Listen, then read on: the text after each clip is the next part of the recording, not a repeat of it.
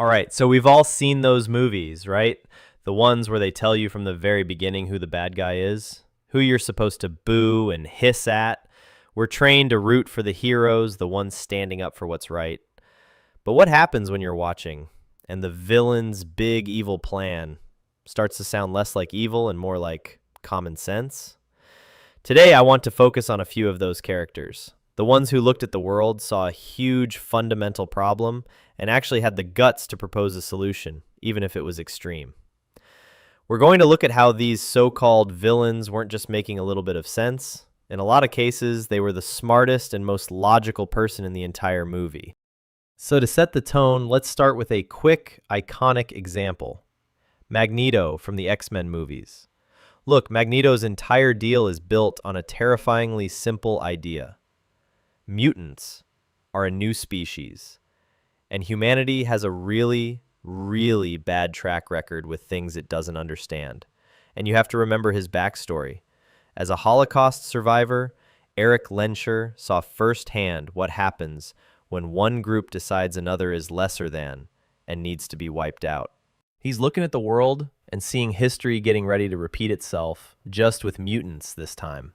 And the thing is he wrong? Throughout the movies, what do we see? We see politicians pushing for mutant registration, scientists building weapons to cure them, and just a general public that is terrified of them. Meanwhile, you've got his counterpart, Professor X, preaching peace and coexistence. It's a noble dream for sure, but one that consistently leaves mutants vulnerable and unprotected.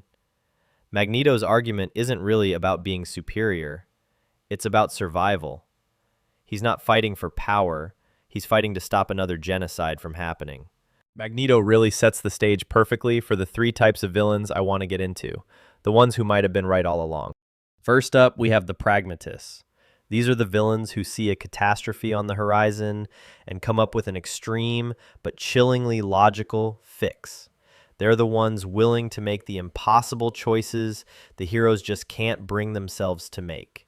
And our first case study here is the big purple guy himself, Thanos. And look, before we even get into it, yes, his plan was cosmic genocide. Not exactly a good thing, but what I want to focus on is the why. Thanos saw his own planet, Titan, get completely destroyed because of overpopulation and a lack of resources. He saw this as a universe-wide problem. You have a limited amount of stuff and an unlimited number of people wanting it. He believed that if you let it go, all life would just collapse into chaos, just like it did for his people. His solution was cold and impartial. Erase half of all life, completely at random, so the other half could actually thrive. It's a terrifying application of an idea that lines up with a theory called negative utilitarianism, which basically argues for minimizing suffering above all else. In his own head, he wasn't a conqueror, he was a savior. He was going to snap his fingers and then retire to a farm. The heroes fought to keep things the way they were, but Thanos was the only one actually thinking about a long-term solution to the universe's resource problem. Our second pragmatist is Adrian Veidt, aka Ozymandias from Watchmen. His world is set during the Cold War, right on the edge of total nuclear war between the US and the Soviet Union. Ozymandias, who is supposed to be the smartest man on Earth, looks at this whole situation and realizes that humanity is just going to destroy itself. So, what does he do? He gives them a common enemy. He fakes an alien attack on New York City, killing millions of people to force the world's superpowers to unite against a new external threat. It's a monstrous act, but it works. The Cold War ends overnight, peace breaks out, and the heroes who are left have this impossible choice. Do they expose his lie and send the world right back to the brink of war, or do they live with the fact that peace was bought with the blood of millions? This is the ultimate ends justify the means argument. He asked if sacrificing one city was worth saving the entire planet. It's a morally bankrupt solution, but if you're looking at it from a purely logical point of view, you can't argue with the result. All right, that was some heavy-duty moral math with Thanos and Ozymandias. These are the kinds of characters who really force you to ask some uncomfortable questions. But I want to know what you think. Which villain's pragmatic, if terrifying, plan makes the most sense to you? Let me know your thoughts down in the comments. And hey, if you're enjoying this dive into the dark side of logic, make sure to hit that subscribe button. You won't regret it. Next up, we have the victims of the system. These aren't villains who are just evil for the sake of it. They're the product of injustice and betrayal. Their villainy is a direct reaction to the broken societies our heroes are trying to protect. And there's maybe no better example of this than Eric Killmonger from Black Panther. Killmonger's argument is both simple and incredibly powerful. For hundreds of years, the super-advanced African nation of Wakanda hid itself and its resources from the world, while people of African descent were suffering from slavery and injustice everywhere else. He doesn't just want the throne, he wants to use Wakanda's technology to arm marginalized people across the globe and start a revolution. And the thing is, his core point is devastatingly accurate. Wakanda's policy of isolation was a form of negligence. They had the power to step in and help, and they chose not to. Killmonger's anger is the righteous anger of every person who was abandoned. He grew up an orphan in Oakland, a victim of the same system Wakanda ignored. While T'Challa is fighting to protect tradition, Killmonger is arguing that those traditions were built on ignoring the suffering of their own people. Yeah, his methods are brutal, but they were forged by the same colonial violence he's trying to tear down.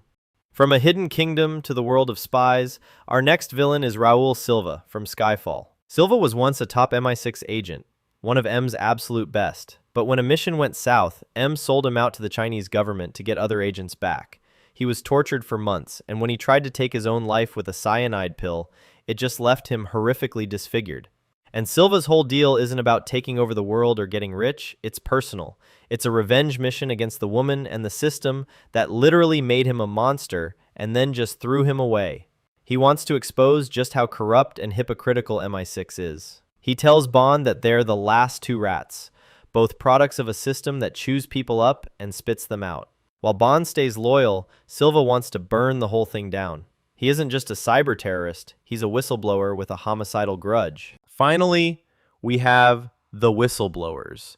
These are the villains who aren't trying to build an empire or get revenge. Their main goal is to just rip the mask off a society they see as completely broken. And who better to start with than the Joker from The Dark Knight? We all know the line, right? I'm an agent of chaos. But the thing about his chaos is that it's not random at all. It's a tool, and it has a very specific purpose. The Joker's whole philosophy is one big performance piece designed to prove a single point, that civilization is just a thin, fragile lie. He believes that when the chips are really down, civilized people will eat each other. He doesn't want money, he literally burns a pile of it. He doesn't want power, he just wants to expose the ugly truth he sees under the surface of Gotham. He looks around and sees a city full of people just pretending to be good, following rules they'll break the second things get hard. His social experiments, like the one with the two fairies, are all designed to prove that anyone is just one bad day away from becoming like him. Batman believes people are fundamentally good.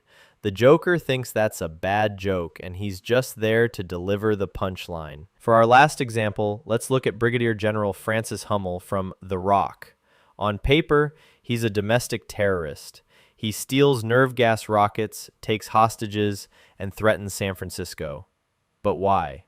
His demand isn't for money for himself. He wants $100 million to be paid to the families of 83 of his Marines who died on secret, illegal missions. These were soldiers the government just disavowed.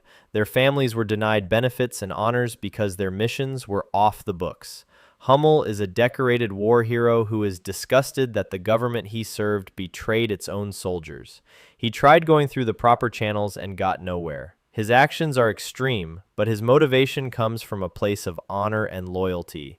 It's even revealed he never planned to launch the rockets. It was all a desperate bluff to get the government to finally do the right thing. He's not a madman, he's a patriot pushed to the breaking point by a system that forgot what honor even means. So what have we learned? That morality in these stories is almost never as black and white as they make it seem. From the cold math of Thanos to the righteous fury of Killmonger, from the Joker's ugly truths to General Hummel's plea for honor, these characters are more than just villains.